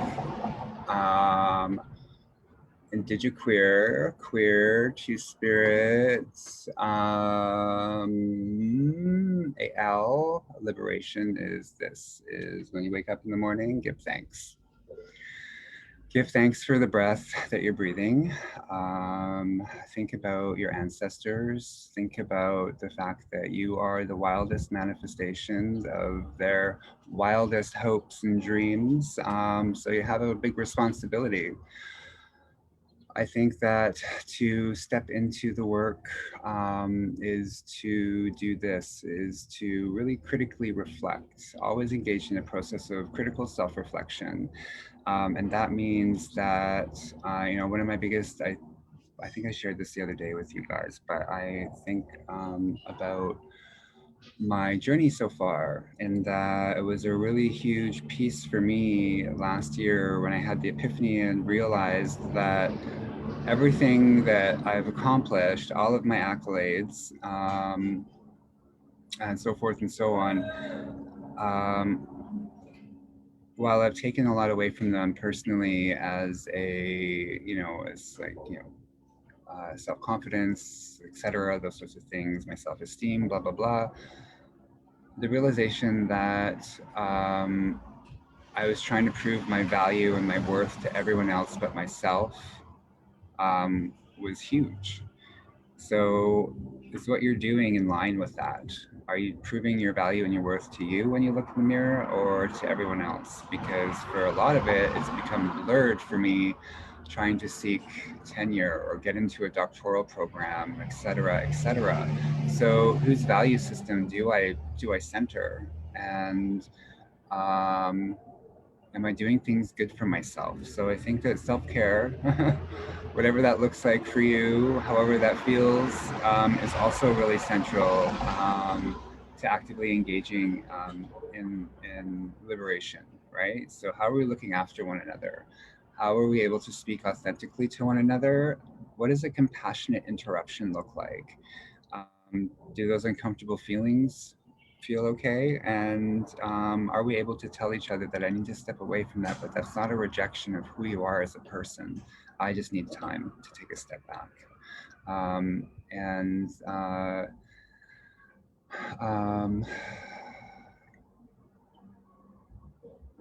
Yeah, and then I think it's also just really important, as I said, that we're the wildest dreams and hopes and manifest in our bodies of our ancestors. My cousin leaned over to me one day, and one ceremony, and I was really having a hard time because it was really hot inside the teepee and the fire, and so I was going to lay down for a second, and all of a sudden outside of the teepee, I heard footsteps come walking up, and there was no one else outside. And so I sat up. I wasn't like spooked. I know that I'm in a safe place, right? But my cousin at that direct moment leans over and she goes, "You have so many ancestors, like rainbow ancestor spirits walking behind you at this time." And so, you know, part of regarding your responsibilities to them is being responsible for yourself and knowing when to ask for help. Don't ever forget to ask for help. That's so important because I have the hardest time doing that, and to allow people, even if they're younger than you, to look after you, because sometimes that's just the people that be put in front of you. And just to close off this piece, I think, like, just to verify the whole ancestor piece for me and for us to think about that, I just really want us to think about and to honor where we come from, the lands and the waters that we come from. I was at the beach in Victoria and I met a clairvoyant named Victoria, and when I was walking right past her, she goes, she's like, I was just about to like take my last step past as I said goodbye, like see you later, and she goes, "Your grandmothers want me to tell you something, but I can't understand them." And I just simply replied, "Well, that's because they're speaking Secwepemc to you." And she's like, "Oh, that makes sense." She's like, "I don't understand the English or the Indigenous language." And I was like, "Yeah." And so my new friend that I was with that brought me to this beach, you know, all of a sudden they both started crying because he was triggered by her, she was triggered by me, and she was just like, "I've never seen anyone like you. You're so completely surrounded by your ancestors, and it goes as far up into the sky that I've ever seen. I've never seen that before." And so I was like, "Yeah, I know," but at the same time, I'm all like, "Oh my God, are they here to get me? Are they here to take me home?" So to close on that, I just want to say that we also have to center and remember that we're all just, at the end of the day, we're all one, and that we're all just walking each other home. One of my elders and good friends of mine, Joanne Brown, who really helped me out at the beginning of my academic career, and right after my brother had passed, I came in and I said, "I don't think I can get through this class." And she called up one of my elders, Estella, who's also since passed away, and called her up for me. And Estella came to my class, held the class for me because we had to talk about suicide. And that's, as I said, how my brother had passed away. And she even came to my next class, you know, and so that's just it too. That'll be my last thing. Find an elder. If you don't have an elder that you are in regular commune with, that you're talking to, that's part of it too. Because I said earlier, I'm an elder in training. We haven't had two-spirit elders growing up that are centered and have been doing the resurgence work. I luckily had my uncle. But in terms of like also the traditional stuff, we just need to look to our elders, and particularly in the queer community too. Like I found myself, and I'm gonna like overshare here, but I wasn't necessarily interested in the sexual component, but I was using like Grindr at one point because I was actively seeking out elder, you know, men to just hang out with and to learn from them. You know, they have lived incredible lives, and so a lot of these moments where, yeah, there might have been some negotiation about sexuality, is most in part were just these really intimate sharings of care, you know. And so I think that we also need to find out and seek out these places of normalizing those relationships within our communities. And I'm totally going on a tangent, and I'm done. Thank you. Definitely appreciated that, and I love the ending. I think it's really important that you brought up that not only are we being compassionate to others, but that we're being compassionate to ourselves, because we truly can't do this work and we can't be in community with one another without remembering ourselves. And I think that's how you show love, you give it, but you also have to remember to have it within yourself and for yourself. That being said, I will pass it to Alex. Feel free to go for it. Would you like me to repeat the question or? Yeah, actually, if you don't mind. Sorry. No worries at all. Just give me 1 second. Okay, so What do you do in your work and life, or what can folks listening do in their work and life to ensure that we are always aligned with authentic queer liberation? Okay, big question. I don't know. I mean, I won't pretend to have an answer to this. I think what Jeffrey shared was perfect. I don't I don't know. There's no way to follow that or build on it. I think I guess if I could speak to other white people for a minute, I think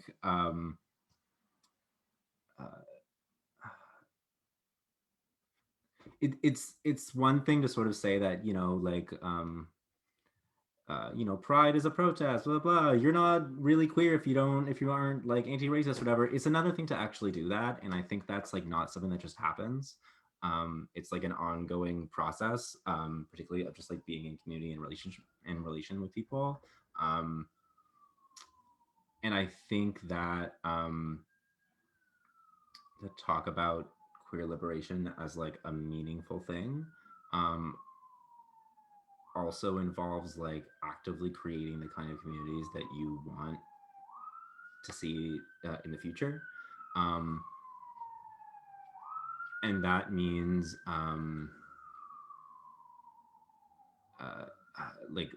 showing up like physically and symbolically and also like monetarily for other people and not letting your politics start and end with your identity.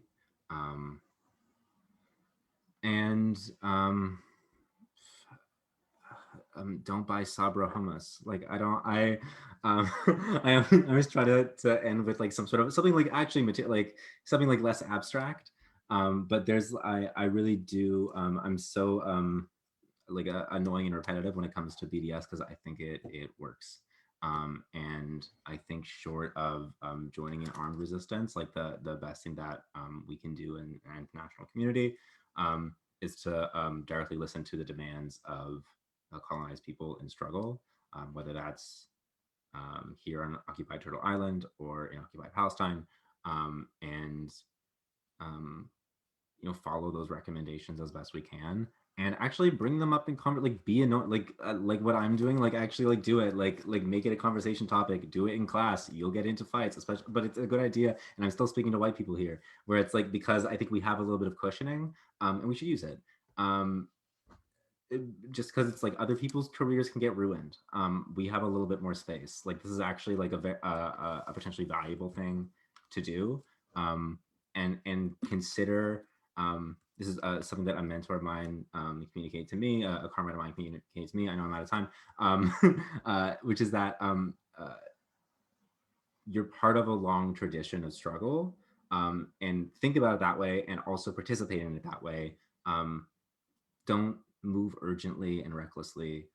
Be deliberate and intentional, and think long term. You can take a little bit of losses early on if it means it's going to be a gain later.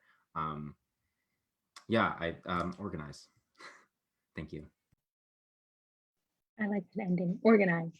Yes, I think you brought up like the abstract, which is super important. And it's not necessarily something that can be spoken to in like one sentence or at one panel, but it's just being community, recognizing that it's not a finished product, it's an ongoing journey. And it's one of always listening, of always understanding, and always answering calls to action from the communities you're in. So thank you so much, Alex. Also, I second it. Don't buy Sabra hummus. And now I will pass it to Rami to finish us off with this question. Thank you. Thank you both for your responses. So I'm going to repeat back the question to make sure I got it instead of asking you to repeat yourself. But what do I do in my work in my life to ensure I'm always aligned with authentic queer liberation, I think is the question. Okay.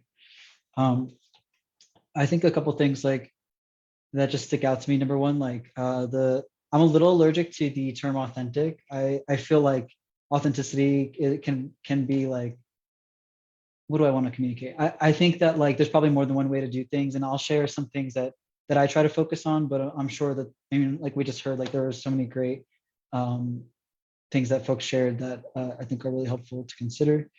And then also the other thing is to ensure that I'm always aligned with queer liberation. I think like the first thing I would say is that I'm not always aligned. I think that like, I think accepting that you're not always going to be aligned and that you're always going to be trying to be aligned is really important. So like accepting that I accept that I have been wrong in the past and I'll be wrong in the future. And like, I'm going to continue to try to not be wrong. I think like that is like fundamentally a critical point. I think that learning from other people, learning from other movements is really critical. So looking to other people who are organizing their own communities and understanding like where is their common shared practice and struggle, and understanding like how they've overcome similar issues is really, really critical.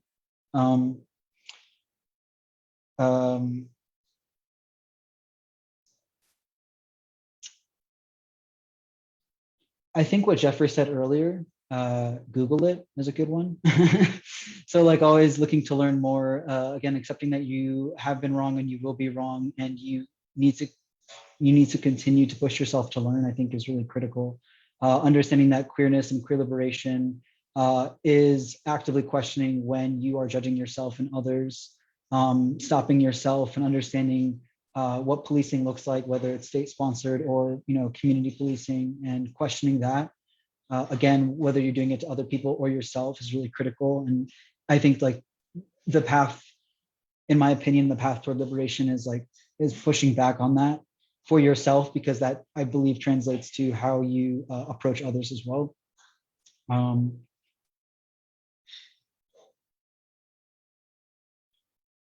Organize, demilitarize, defund, fucking do all the good shit, and also think about it. Definitely in support of that.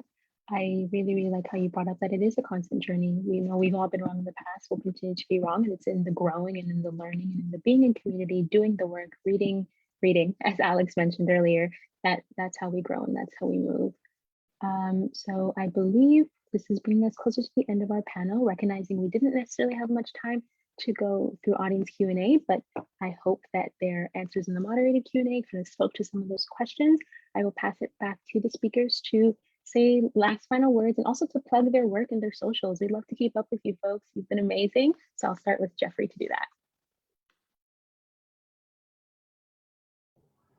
Okay, yay. I was like, I have one more thing I need to say. I just would be remiss for us to close this session. I just would like to call to center as we are closing what's happening in Colombia right now as well. My really dear brother friend Pablo, who's features art is going to be featured in curating this year's Queer Arts Festival here in Vancouver. It'll be open on July 24th for our opening. And what's really exciting is because of COVID, actually every single country in the world accessed it last year, save for Antarctica is the only continent that didn't. Bloody Antarctica, they're such snobs. Anyways, so what's happening in Colombia right now is what's really important for us to understand here, particularly being in Canada, is that there is an RCMP office in Colombia, and the RCMP are actively training their police forces right now, and they are actively disappearing brown and black bodies. And so we really need to call to action, and I really need to see LGBTQ organizations like asking these really tough questions, I mean, like, it's not enough that, okay, yay, we can get married and we can adopt, blah, blah, blah, whatever else, but like people are actively dying, and I don't like to see my friends feeling upset because they don't know how their family members are back home. And we just need this to stop. And we really need to be actively canvassing for an outside body that's not police appointed, not Canadian appointed, to do that investigative work of the actions of the RCMP. That's really important, or the RCMPU, as I like to call them. So I've plugged both my things. So, and I just really want to give a shout out to all of our Colombia and Latinx family that are really, there's over 900 people that are reported missing, and I think something like 40 people that have been killed so far. with the police, you know, and the RCMP have a rich history of disappearing bodies and contributing to that disappearance. So we need to be calling to question, why the hell is there a police office in Colombia? So unfettered resource extraction from South America. So we also need to be questioning those linkages to our universities as well. I come from Factor Imitosh Faculty of Social Work. The factors are research have, like, you know, resource extraction companies down in South America. So what is it? Like, how are we kept complicit? How are we kept silent? And tenure isn't worth it. Keeping quiet for tenure isn't worth it. So, Kirkjam, thank you. Miigwet, Chanchka, OCM, Niawe. Thank you so much, Jeffrey, for bringing that up. Like you mentioned, it's important for us to analyze the relationships between settler colonial states and how they uplift one another. And in turn, how we organize. Are we doing it in joint struggle to make sure that we are also organizing against them, recognizing that they do work in tandem and they rely on one another to exist? So how are we remaining in solidarity? How are we joining in the fight for our Colombian siblings? So thank you very much for bringing that up. And I will pass it to Rami for final words and to plug anything. Feel free.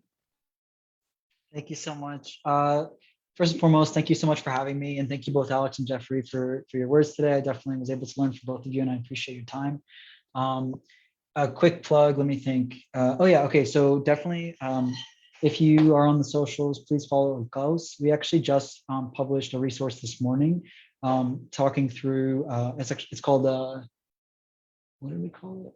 Like no pride without dignity. And it's a great resource that kind of just talks about some of the things that we talked about today, talks about the effects of pinkwashing, talks about, you know, of course, the historical origin of pride, you know, the racist perspective on, or the colonial perspective of the Western colonial perspective of pride and visibility and all these things, with a call, of course, to, you know, to liberate all Indigenous lands and abolish the settler state. So please check it out. Please follow Klaus. Let's see, other things that I'd like to say. I think that's it. I think you know, people shared some really wonderful things. I appreciate everybody's time today. And with the closing out of Pride Month, please don't let that be the end of your perspective and approach on what it means to work towards queer liberation. And thank you, everybody. Thank you so much, Rami, and I encourage folks to check out some things that Rami mentioned. I will now pass it to Alex. Yeah, thank you so much. Thank you to both. Thank you to everyone for organizing this. It was really, really interesting. I'm going to selfishly plug my socials just because I'm getting evicted. So if you can subscribe to my Patreon if you're interested in it, that would be sweet. Patreon.com/AlexVGreen is just my name. If you don't want to, that is also cool. That's your business. But I feel I'd be remiss if I didn't. Yeah, I guess as a final point, if you are in a university, figure out where their money is, and figure out how you can stop that. Toronto, where I am right now, is like one of the first sort of like sites of a long-running divestment campaigns. It was one of the site of the first Israel Apartheid Week. It's also headquarters of a lot of the very same mining companies that Jeffrey was talking about. All these companies that pillage and destroy resources, steal resources, harm Indigenous communities throughout the African continent, throughout the Caribbean, throughout this continent on Turtle Island. Really important to figure out, you know, who's behind that. And you know, on the BDS website, they talked before that, you know, we can't try to boycott everything, but it's a targeted boycott, it's a targeted divestment campaign. Like, you know, figure out there's certain key players. I know at York University, for example, there's investments in, I believe, Northrop Grumman, which is a weapons manufacturer. I believe also Hewlett Packard. I'll have to double check these. Anyway, you can find these things out. Some of that work has already been done or being done. It's getting buried reach out to people and to echo the sort of statement that Jeffrey made earlier, is that find people, find comrades who are older than you, find elders. I don't know if that's like really appropriate for the context I'm talking about, but I think you know what I mean, because institutional knowledge is so easy to lose. And it's really, really important for developing sort of long-term work. That's all I got. Thank you so much. That was great. Thank you so much, Alex. Definitely encouraging folks to check out their Patreon and also to look into BDS. If you're coming from the university campus, that work is most likely being done on your campus. Tap in, be in solidarity. Through, I think, solidarity and joint struggle, we can start to see these things be achieved. So with that being said, we are getting closer to the end of this event. So I will just, recognizing that a lot of folks were involved with creating this, I will kind of just plug the different unions and organizations and the things we're doing, and then bring us to closing remarks. So I am from the York Federation of Students, YFS. So we encourage folks to check out our social media at YFS Local 68 for more information about our upcoming events, campaigns, and equity initiatives for the year. We also would like to mention the community service groups of the YFS, Indigenous Students at York and TBL Gay, who held events throughout the month for Indigenous History Month and Pride. June is coming to an end. However, Indigenous history and pride are some things that happen year round all the time. So we encourage folks to check their social media at Indigse and at TBL Gay to stay updated on their programming throughout the year. We'd also like to highlight CESAX. So CESAX has their last Pride event for the month happening on June 30th at 7 p.m. Join them for Drag Bingo hosted by Aaron Brockovich with a special guest performance by Babia Majora. Also be sure to follow them on their social media at XUCESAX to keep up to date with future campaigns and events. So TBL Gay also has a card, tblga.card.co, where you can find out more about them, their socials, their resources, and events that they're having. SCSU is the Scarborough Campus Students Union. They have an active event coming up next Monday, June 28th. There will be a ballroom history and voguing workshop led by Paris Louboutin, a member of the Toronto Ballroom House of Louboutin. Folks can look forward to learning more about the origins of ballroom, delving into terminology and culture, ending with learning the 5 elements of Vogue. So check out SCSUFT on Instagram for more information. APUS is the Association of Part-Time Undergraduate Students. APUS's last Pride event is actually just about to start. So in collaboration with UTMSU, CESAX, and SCSU, they're having a second movie night screening of Pose at 6 p.m. tonight. And on July 1st, they will be having a second Indigenous History Month event in collaboration with UTMSU. So they'll be learning more about the treaty signed with Mississauga and Toronto, and they'll be having regular Indigenous hand drumming circles every Wednesday from 6 to 8 p.m. To register and stay updated on those events, check out APUS97 on Instagram, Twitter, and Facebook. And last but not least, the CFS Ontario office, so the Canadian Federation of Students Ontario office. Keep an eye out on their social media for the upcoming Skills Development Symposium happening July 21st to 23rd, with sessions ranging on campaigns organizing, understanding the post-secondary sector, media training, and more. So if you want to start up that BDS campaign on your campus, make sure you're coming out to the Skills Symposium. With that being said, I recognize that was a lot. So that being said, this does officially bring us to the end of this event. Just wanted to personally thank all of our speakers, Rami, Jeffrey, and Alex. You all brought such different perspectives, but crucial perspectives to this work. And I truly think, I know you made me think, and I'm hoping that's the same for the participants in the webinar, everyone who came out today. I would like to thank all of the organizations that I just mentioned. It truly took a village to bring this together, but I'm so glad we did it. And I'm so glad for you folks bringing your time and your knowledge to this panel. As you see more and more corporations in settler colonial states weaponizing queer movements through pinkwashing, these discussions continue to be more and more necessary. Thank you to everyone who attended and participated during the panel. It is only through solidarity and joint struggle, which we've highlighted, our wonderful speakers kept reiterating that that's how our communities can continue to be in resistance against oppression. We truly, truly must stick together. And I think so many different ways to do that were highlighted.